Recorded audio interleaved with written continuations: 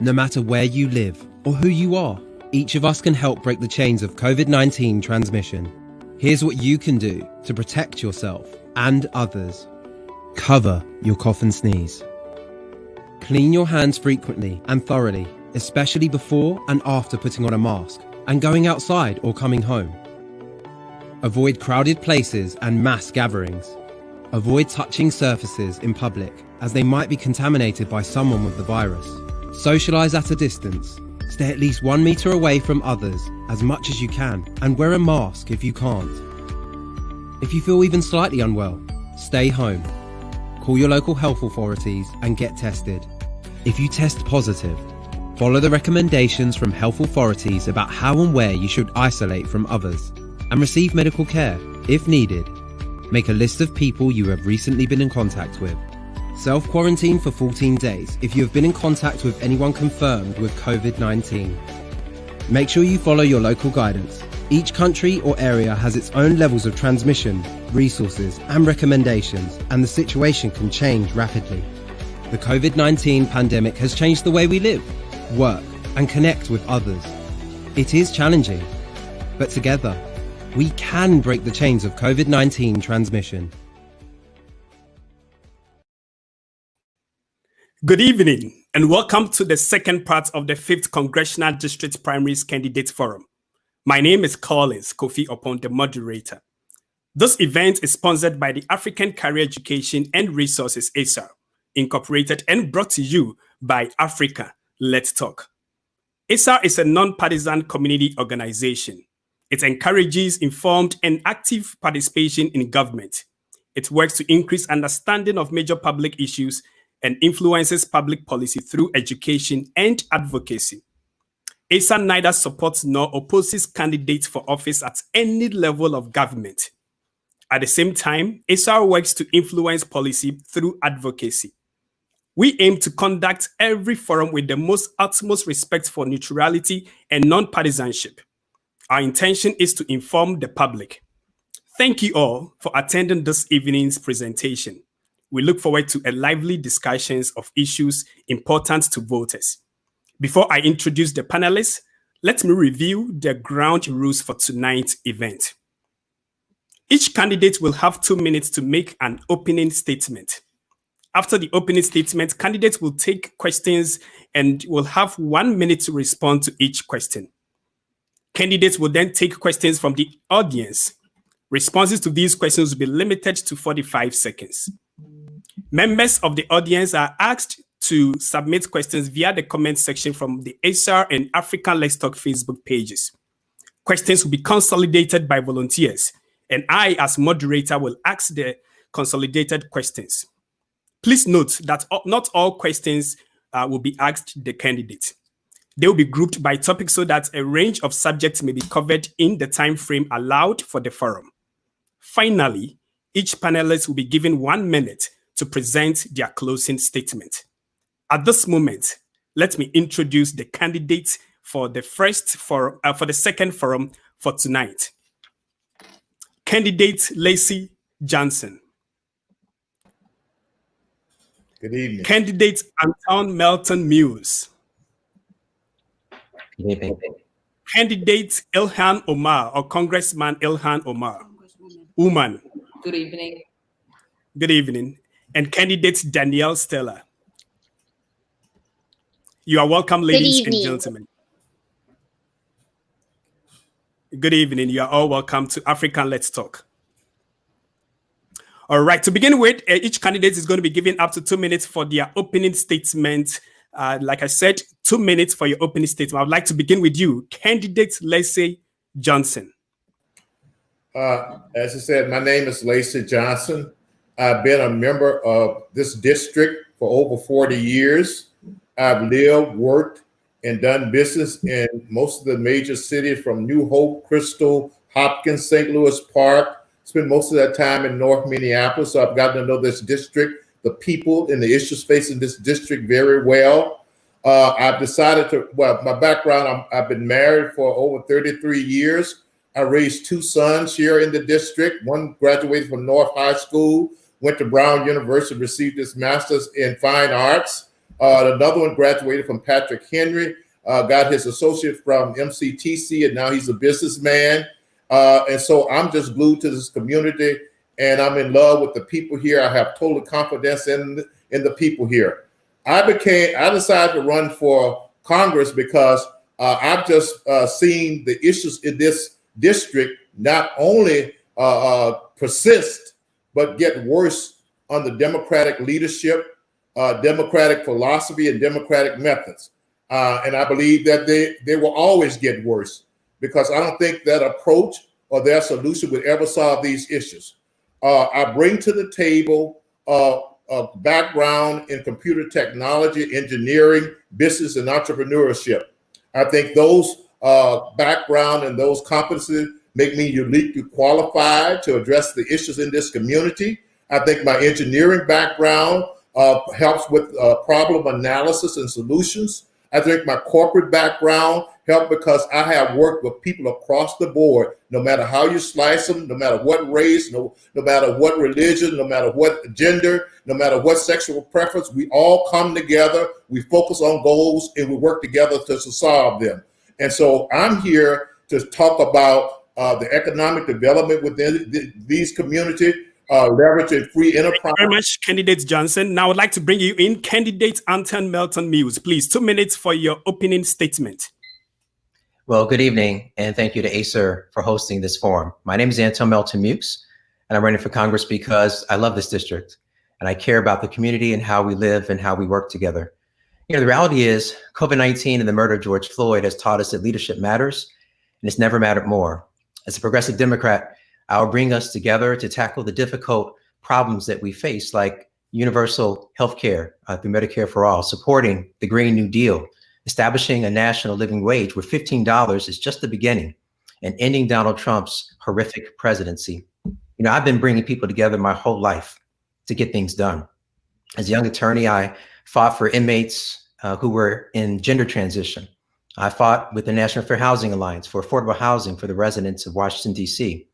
As a full-time mediator, I bring people together every single day to talk about the difficult problems, the disputes, the legal issues. We don't stay there. We talk about points of commonality, how we can work together to find creative solutions so people can move on with their lives, their businesses, and their organizations. You know, it affirms my values of being a bridge builder. We have a problem, and it's the toxic politics of Washington, D.C. And we don't need more dividers. We need uniters who are going to show up for the residents of this district, act as if all votes matter, and get things done.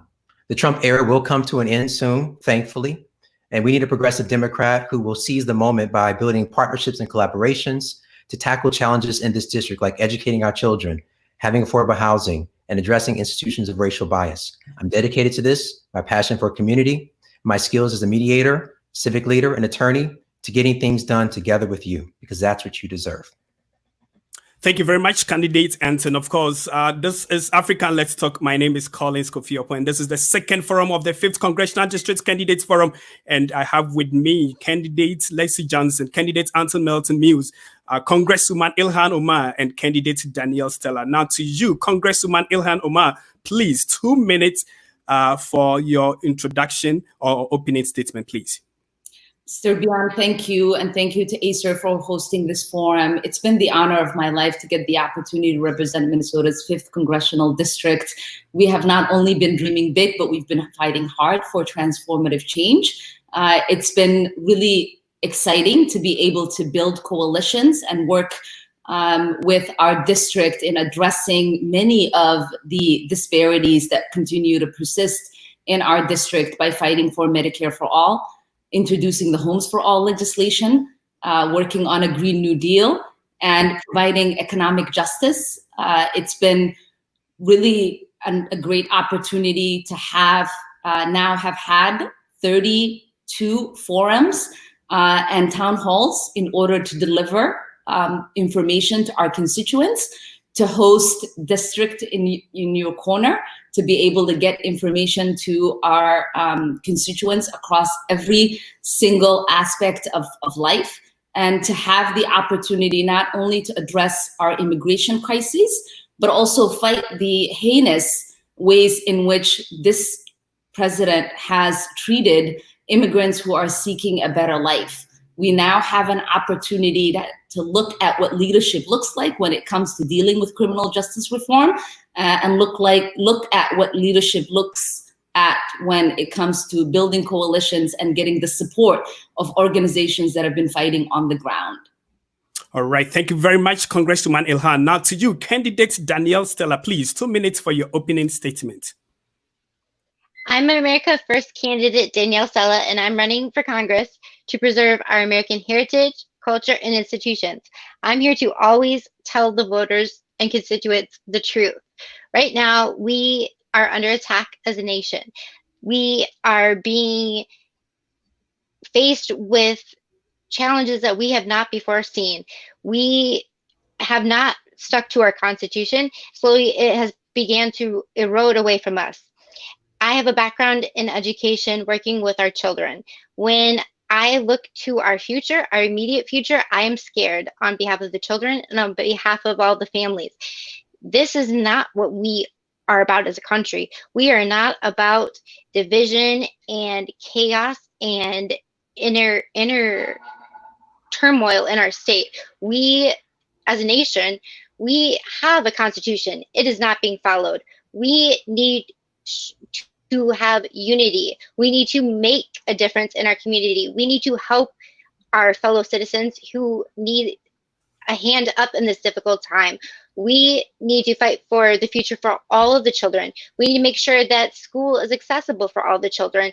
If they have special needs, we need to make sure to advocate on behalf of all of the children, instead of making it some national issue and focusing on something that we don't like. Right here, right now is our time to help our fellow men and women and children in Minnesota District 5. It is very important that we fight. Once we lose our constitutional rights, we will never regain them. And we have seen in the last month and a half, 2 months, how bad things are getting, and looking at the number of men and women who are homeless and looking at the increased crime rates. These are all very concerning to me, and these are things that we must take immediate action to change these things. All right, thank you very much, candidate Danielle. Once again, this is the second forum of the 5th Congressional District Candidate Forum right here on African Let's Talk, and is sponsored by ACER. At the moment, we'd like to take a quick break and come back into the main discussion.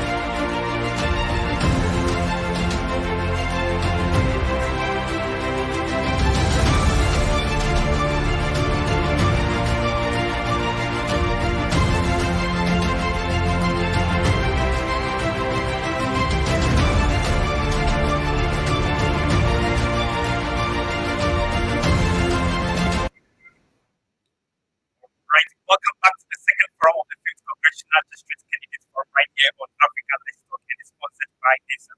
Now to the main question, starting with immigration. And each candidate has 1 minute to answer the question on immigration. Cities in our district have improving immigration population, making great contributions to our communities. Do you support comprehensive immigration reform? If elected, what would your priorities be to change our current systems? All right, so please let me take the second part of the question. This question is, if elected, what would your priorities be to change our current system? I would like to begin with you, candidate Anton Melton Mills.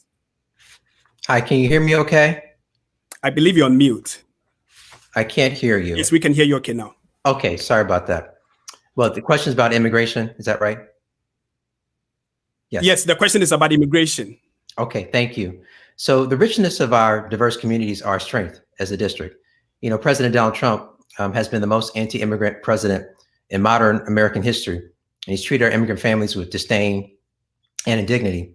And we must end his onerous presidency and reverse his anti-immigrant policies. That means no more children in cages. We don't separate families at the border, that we end private detention centers, make sure that we have resources to address the asylum applications faster. We also must pass legislation to protect our dreamers and have a clear path towards citizenship.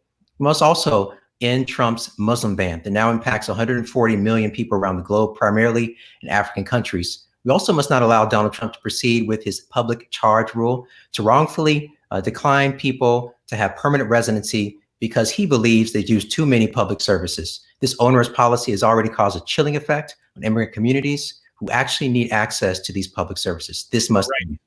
Thank you very much, candidate Anson. Now to you, Congresswoman Ilhan Omar, please, 1 minute for the same question.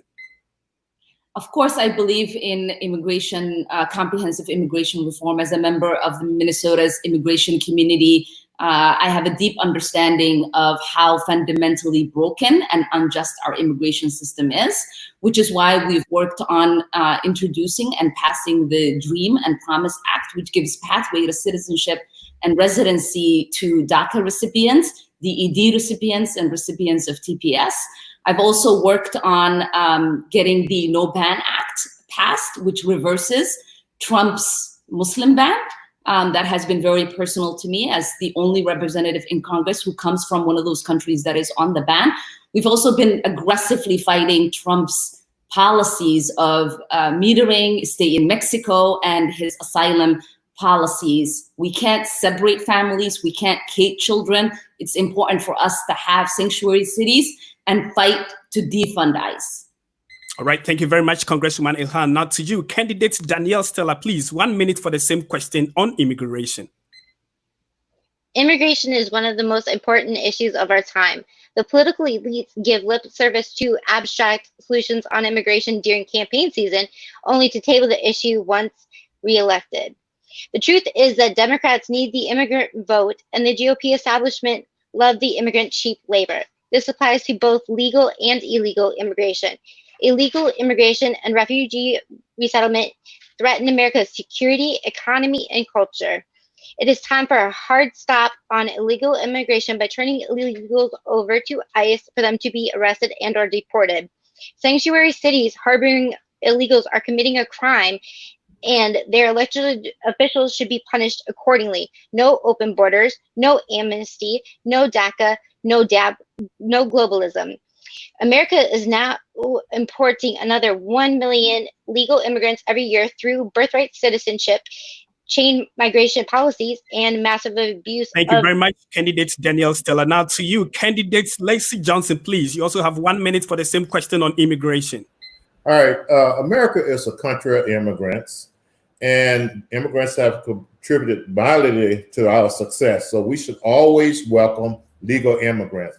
But we must first clear the backlog of immigrants currently waiting to come in this country legally by hiring more judges, creating more courts, and other measures to speed up the process.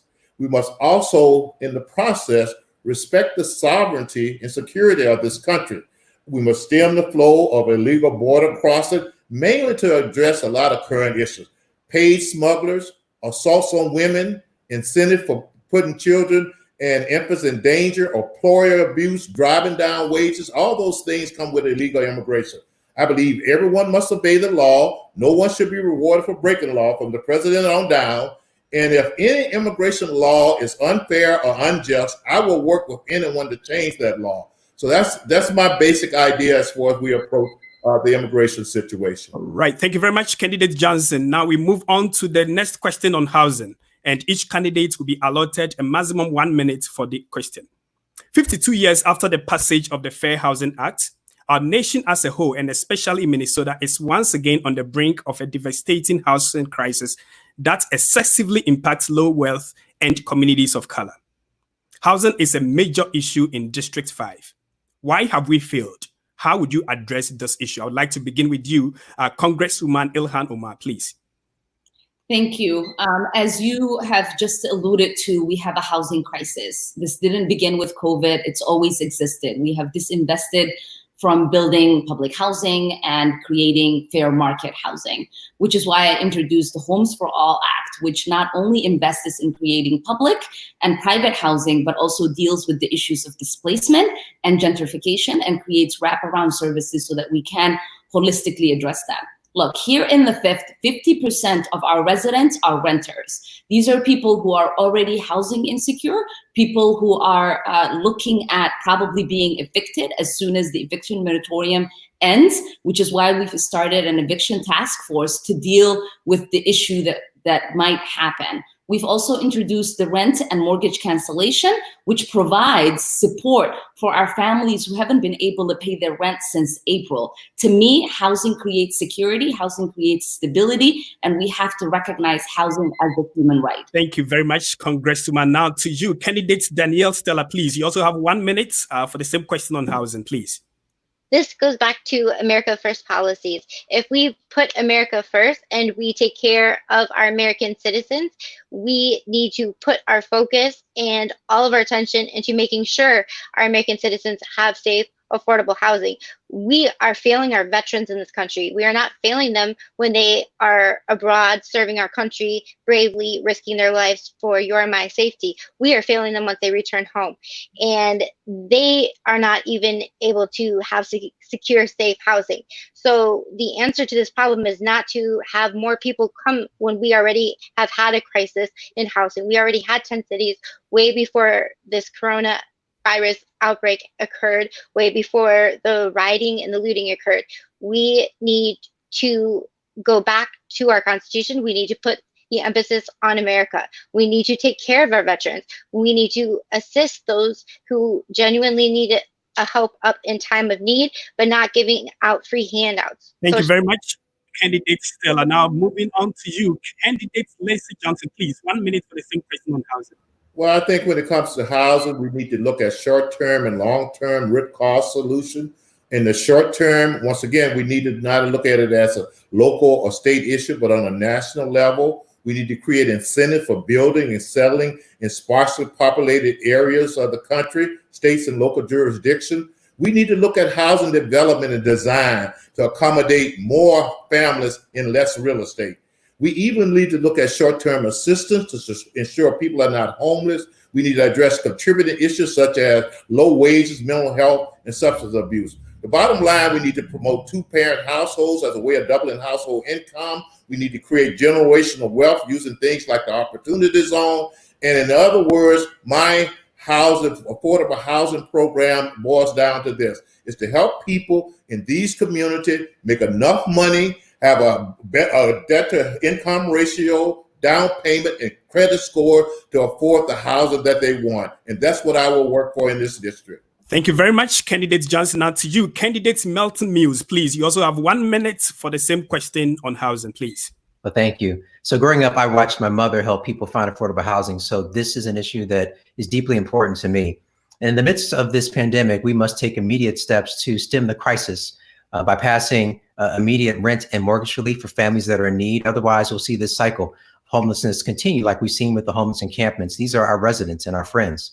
Next, we need long-term solutions to address the affordable housing crisis. I'm calling for $75 billion in federal support to increase the amount of affordable quality rental units. Renters also need to have more flexibility. So I support housing choice vouchers that puts money into renters' hands to find affordable private rentals. Affordable ones. We must also provide resources to address our flawed credit system so that marginalized communities can become homeowners. And we all know that is a pathway to generational wealth. Lastly, I have a plan to pay for my plan, which is to repeal Donald Trump's onerous estate giveaway to millionaires and billionaires. This plan is good for communities and will make great strides towards addressing the affordable housing crisis. Thank you very much, candidate Melton Mills. This once again is African Let's Talk. My name is Collins Kofi Opon, and this is the second forum of the 5th Congressional District Candidates Forum, which is sponsored by ACER. And our participating candidates are candidate Melton Mills, candidate Danielle Stella, Congresswoman Ilhan Omar, and of course, candidate Lacey Johnson. The next set of questions would be on police reform. Each candidate will have a maximum 1 minute to answer the question. What steps do you think we should take to address police brutality against communities of color and marginalized communities? I would like to begin with you, candidate Danielle Stella, please. I think that we do need to have that conversation. However, the issue is not at hand where we actually bring it to the table that we're going to get rid of our entire police force. When we make such drastic comments like that, that is alarming to every parent, every person who has a loved one who lives in our district. When we see the crime rates skyrocket over a direct result of what this has said. Not every police officer is a bad person. They chose to go into a dangerous position for their career. They willingly go into dangerous situations every single day of their life. They risk their lives to protect our community. The answer is not to get rid of them completely. The answer is to maybe change and have better training and implement maybe an elect. Thank you. Thank you very much, candidates Danielle, Stella. Now to you, candidate Lacey Johnson, please. You also have 1 minute for the same question on police reform. Police reform, first and foremost, we all agree that what we saw in the George Floyd killing is inhumane and unjust. And as a society, we must work to the best of our ability to prevent that from happening again. Now, we need to stop setting up this issue as us versus them, as villains versus victims. We all, including law enforcement and especially members of the community, must come together as stakeholders and look at things such as hiring, training, accountability, and especially culture. We need to look at the human elements of this issue. Look, whether we are in a marriage, friendship, employee relationship, or any other relationship, issues are seldom solved between human beings when we start off with, you're wrong and you need to change. And that's what we've been doing so far. So responsible leadership including leadership all around, law enforcement and the community, and taking a very different approach to this. Thank you. Thank you very much, candidate Lacey Johnson. Now to you, Congresswoman Ilhan Omar, please. You also have 1 minute for the same question on police reform. Our communities have been crying out for reform to our justice system and to our policing system. And we have had now the opportunity to turn their cries into legislation, which is why within a month of the murder of George Floyd, we introduced the George Floyd Justice in Policing Act, and were able to pass it on June 25th. What it does is that it gets rid of qualified immunity. It bans the no-knock warrant. It bans chokeholds. It bans and it creates a database where police officers who use misconduct can have their information stored where others can see it. And it allows for an opportunity for there to be transformation within our policing system. It's been really important for us to recognize that we need to demilitarize our policing, and we need to reimagine what public safety looks like, because there is a... Thank you very much, candidates. Congressman, thank you so very much. Now bring you candidates Anton Melton Mills, please. You also have 1 minute for the same question on police reform. Thank you. Well, in the wake of the murder of George Floyd, and now's the time to transform public safety and reduce public police violence. At the federal level, we must demilitarize the police. We must pass a uniform standard for excessive force, end qualified immunity, and end police sexual violence. We must also have more oversight of police that stem the pattern of discrimination. It's also important to step back and talk about what really improves public safety. What we've done is policed and criminalized mental health crises and homelessness. That does not improve public safety, and it must end.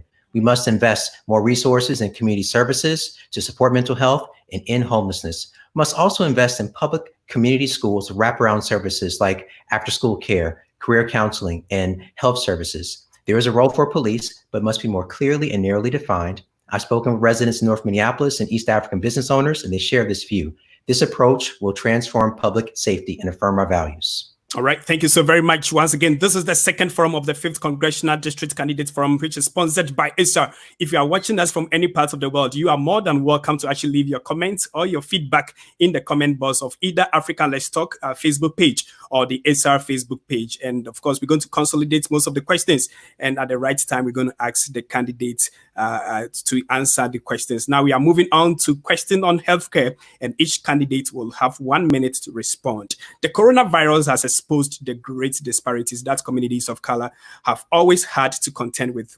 especially access to affordable healthcare without it resulting in bankruptcy. Do you support Medicare for all as a measure of comprehensive healthcare reform? Why or why not? I would like to begin with you, candidate Lexi Johnson, please. First of all, like most of these issues, this is very personal to me. When I was 7 years old, I had a 5-year-old brother who died of bronchitis and diphtheria because we did not have access to health care. And so what I want to say to people, even though the Republican Party has the reputation of being the party of business, we owe nothing to the insurance company or big pharmaceutical. So I'm not here to defend the current system. I think we need to demand transparency in pricing and billing. Patients need to know exactly how much a doctor visit procedure costs beforehand. We need to allow insurance companies to compete across state line, giving patient options. We need to expand healthcare savings account. We need to let individuals purchase health insurance that best fits their needs. And also, finally, we need to look at lifestyle. We need to include diet, including organic food, portion sizing, and exercise. Because even though we didn't have health care, most of us live to get a ripe old age because— Thank you, candidate Lacey Johnson. Now to you, candidate Anton Melton Mills, please. You also have 1 minute for the same question on healthcare, please. Thank you. I believe healthcare is a right. I would support Medicare for all if it came across my desk without hesitation. Medicare for all addresses universal coverage, but access to care is not enough. We need to improve health, especially in our communities of color. People of color face higher rates of chronic disease, shorter life expectancy, and higher rates of maternal mortality. This is about having healthier lives. That's why I'm proposing primary care for all. Primary care for all achieves this by shifting our health system to more primary care support, increasing the number of doctors, expanding what's considered primary care to include pediatrician, eye and dental, reproductive, internal medicine, and mental and behavioral care at no additional cost. This reduces chronic diseases and improves quality of life. Specialty care, such as surgery and emergency room visits, are also covered. This will be built out as a public option in addition to Medicaid and Medicare that will compete with private insurance to drive down costs. This will work. All right. Thank you so very much, candidate Melton Mills. Now to you, Congresswoman Ilhan Omar, please. You also have 1 minute for the same question on healthcare. This pandemic is very personal to me. I lost my father to COVID-19. I'm not only a supporter of Medicare for All, I serve as the vice chair of the Medicare for All caucus, which is why I fought to get the first hearing, and now we've had 4. We don't need somebody who just supports Medicare for All. We need people who are going to fight to make it a reality. Black Minnesotans, 50% of them are either uninsured or underinsured. We have a broken healthcare system that is making it so that somebody dies because they can't afford insulin. It is fine to have primary care, but what happens to the surgeries? What happens to cancer treatment? What happens to the actual life-saving treatments that we need every single day? It is important for us to think about how to fix our broken healthcare system and care for all Minnesotans and every single person in our country. All right. Thank you so very much, Congresswoman Ilhan Omar. Now to you, candidate Danielle Stella, please. 1 minute for the same question on healthcare, please. I am not an advocate of Medicare for all. I feel that that places an undue burden on the millennials and the Zoomers, and it makes it so we are not going to have these innovative, breaking edge doctors wanting to even go into med school. They're not going to want to go study 8 years and then take a residency when it is just being passed over to the government. The answer to this issue is not more government control. It is common sense approach. And instead of focusing our government resources on things like abortion, if we didn't do all of that, we could have these type of clinics that are in need in certain communities.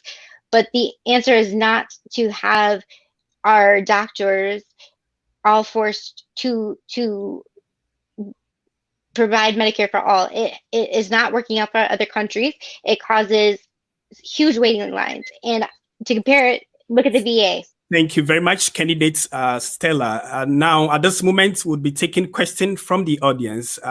Kennedy Mensah comes in and he says, I am concerned about the influence people with money have on our democracy, calling themselves lobbyists while influencing policy in their favor through our elected officials. What amount of campaign contribution will you reject, and where will you draw the line in respect of influence peddlers?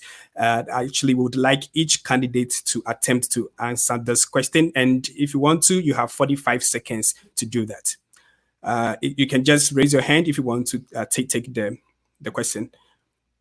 All right, I see candidates. Lacey Johnson, please, you have 45 seconds for the question. Well, it has proven that I have a grassroots support. Last I saw, the average contribution to my campaign was $26. I didn't have any major PAC money. And therefore, I think that's the way you do it, by relying on individual donations. And therefore, you don't owe anybody anything. And you're free to concentrate on the needs of the people in this community rather than looking at chasing the next dollar from the big donors and corporations. All right. Thank you so very much. I saw Congresswoman Ilhan Omar, please. You also have 45 seconds for the question, please. I certainly agree, which is why our average donation is $18. When millionaires and billionaires are donating to you, what they expect is for you to take that phone call. For those of us who rely on grassroots support, who have an average donation of $18, the people that we speak for, the people that we fight for, and the policies that we fight for put working families first. They prioritize things like Medicare for all and a Green New Deal and housing for all. They recognize how important it is to be connected and be present and showing up for people when they are in need. And so that's why it's really important for us to reject corporate PAC money, to reject money from bloaters, and to reject money from Wall Street. Thank you very much, Congresswoman Ilhan. Now I see candidate Melton Muse. Please, you also have 45 seconds for the same question. Well, I think it's important for us to be consistent on this. The same millionaires and billionaires are giving to large organizations like the DCCC, upon which some people in this group receive money. And so the key really for me is, what are you doing in terms of strength of your contributions from your district that you serve? And I'm very proud to say that we have over 1,500 contributors from the district, this 5th Congressional District, more than any other person in this campaign. And I think that reflects the strength and where campaign finance should be directed towards the district support, which we have in this campaign very strongly. All right, thank you so very much. I would like to come to you. Candidate Stella, please, do you want to provide answer to the question? You have 45 seconds if you want to. I think some of us have a different understanding what the word grassroots mean. To me, grassroots is for the people, by the people. And when others may see it as a key word to use as a political talking point, rather than actually keeping that same energy across platforms when they're boasting and bragging about money, that is not the same thing.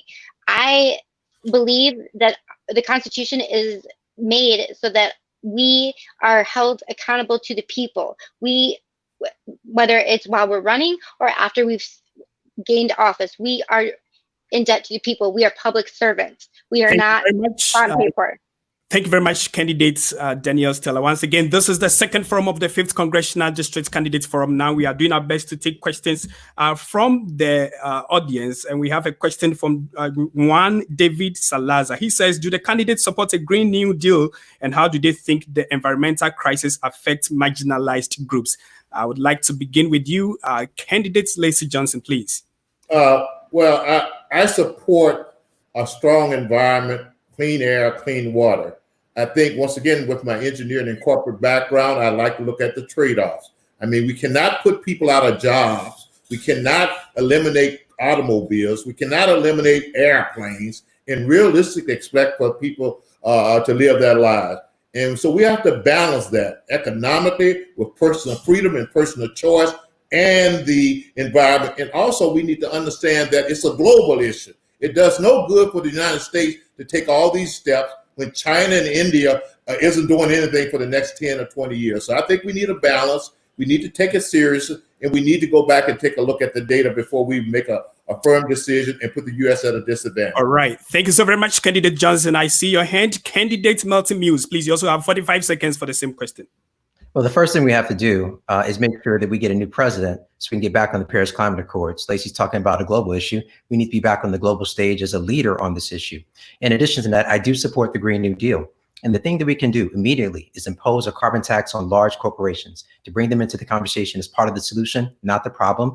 Use that to infuse in a clean energy economy based upon transportation and infrastructure, great for union jobs, great for the economy, and great to build us as a global powerhouse in innovation and technology. We're lacking right there. This will work.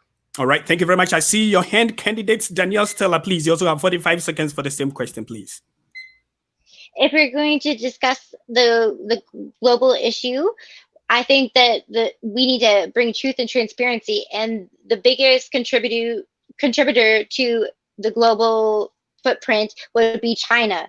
So rather than have it be something that we need to do as the United States of America, look at the data, look at the scientific data, and realize that China is the biggest contributor to these problems.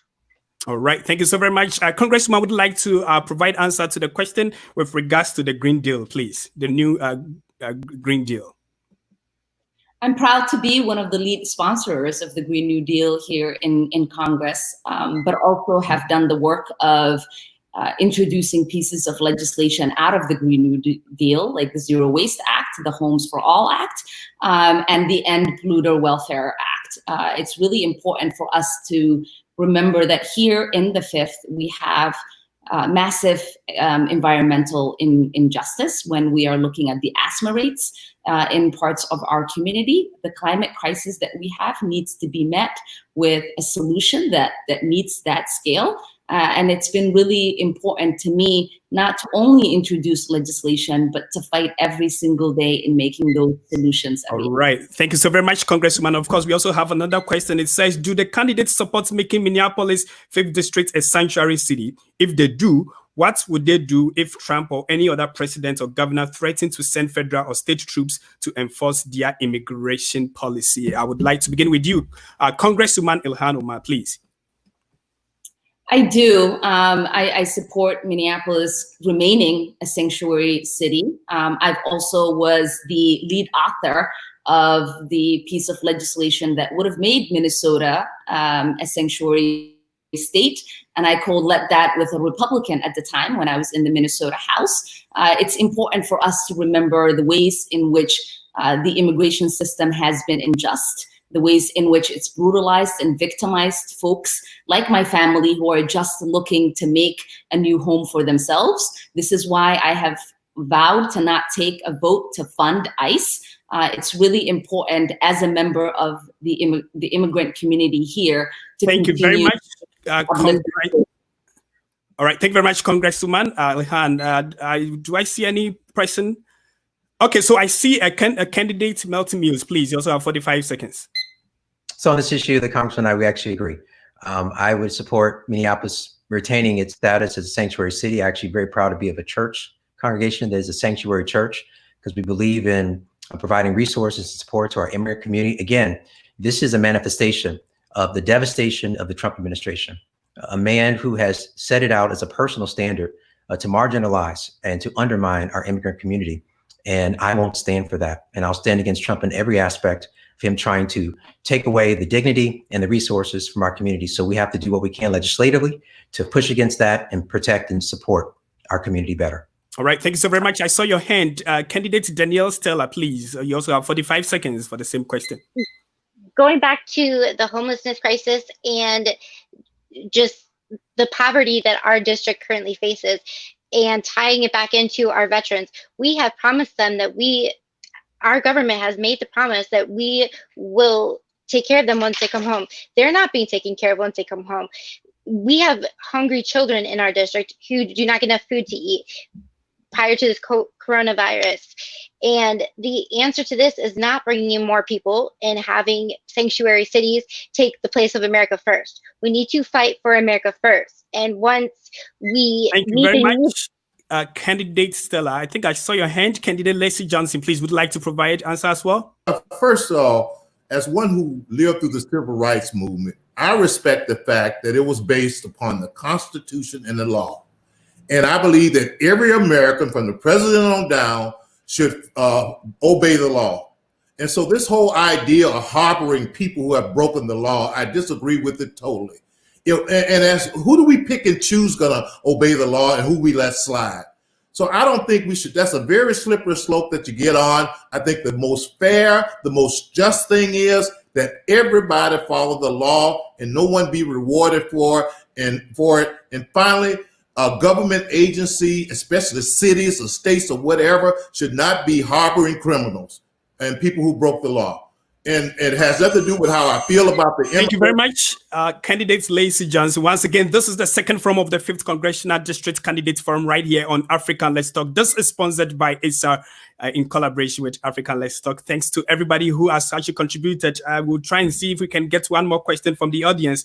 Then we'll be able to ask from Yiska Bracha. She said, to the candidates in the DFL primary, I wish this, because we want all the candidates to take the questions, so I may not want to say this question. So if we find another generic question, we'll be more than happy to do that. But we want to say a very big thank you to you, all candidates, for joining the forum. We truly appreciate your time.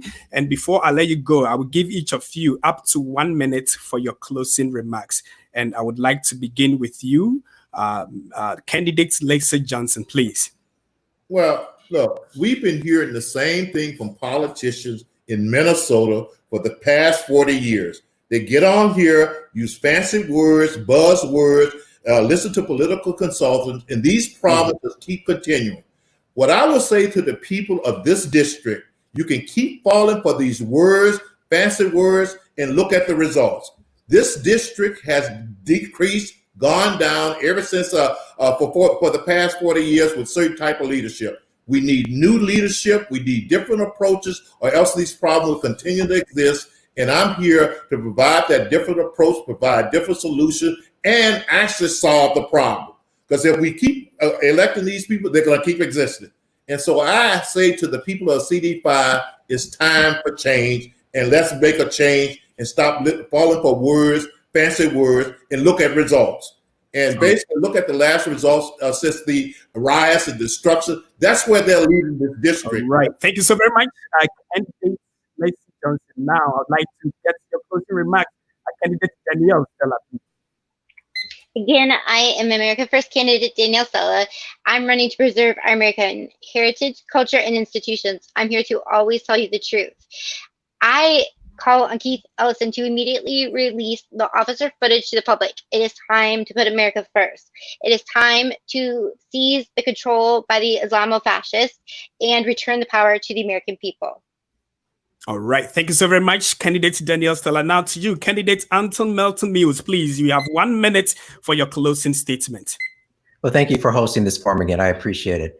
I am a progressive that believes in progress. And that means that I believe in building partnerships to get things done, to bring us together to tackle the challenges that we need to face, including universal health care through Medicare for all, addressing things through the Green New Deal very thoughtfully, addressing institutions of racial bias. And we don't need more dividers in Washington. We need people that are going to unite us, to bring us together, to confront the onerous and the detrimental presidency of Donald Trump and issue into a new era of progressivism where we focus on actually getting results that the people need. I will show up for votes. I also will vote consistent with the values of this district. That's my promise to you. And thank you for having me. All right. Thank you so very much, candidate Melton Mills. Now to you, Congresswoman Ilhan Omar, please. You have up to 1 minute for your closing statement.